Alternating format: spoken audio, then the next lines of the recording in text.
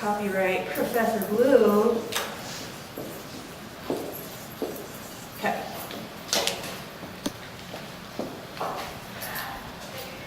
All right, so I've seen most of your answers. And so changes in the information detected by sensory receptors are known as stimuli. Okay. Which of the following receptors are encapsulated or not encapsulated by a connective tissue sheath?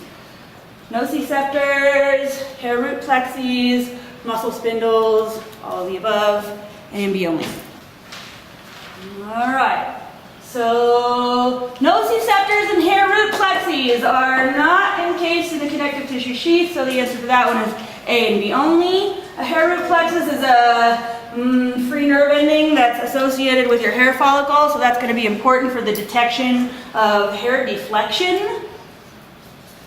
In order for you to be consciously aware of a given stimulus, you must achieve blank of the change. And so this keyword is just trying to get you to think of what's required for awareness. Okay, I went back and specifically said that the keyword for this question is it's asking you what's just required for awareness. And I guess, because I got a mix of answers. I got some D's and I got some E's and I got some, what I was looking for, B's. So if we're just thinking of what's required for awareness, it's perception. But then I can see the argument, well, you can't achieve perception if you don't have sensation. And you can't get sensation if you don't have stimulation.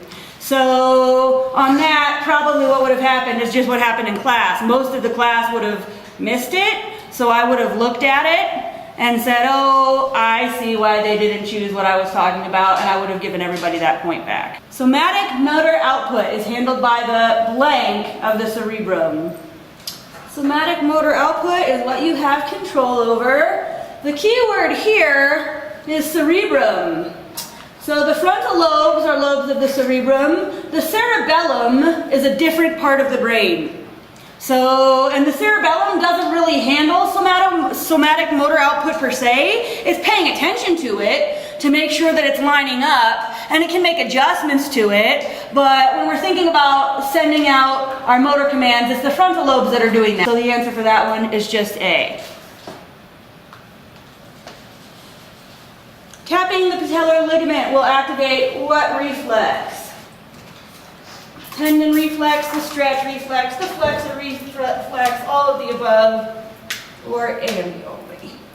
I like all the leg extension I see happening. Trying to think about it. Right? So what happens? When somebody taps your patellar tendon, you kick your leg. So if I extend my leg, what muscles are doing that? What are my extensors in my leg? My quadriceps femoris. So if my quadriceps contract and extend my leg, what are they opposing? They were opposing well, think about when I'm doing this, I'm faking out the system. And so I tap that, and what I do is I contract.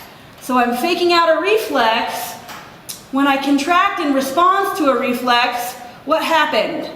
I'm shortening now. That's to bring back to normal. So what happened? I was overstretched. So it's the stretch reflex. So it's kind of a weird way to do it, but by tapping that tendon, you're faking out the quadriceps that it was overstretched. By doing that, it pulls on the muscle spindle in a way that is going to cause you to contract your quadriceps to combat that.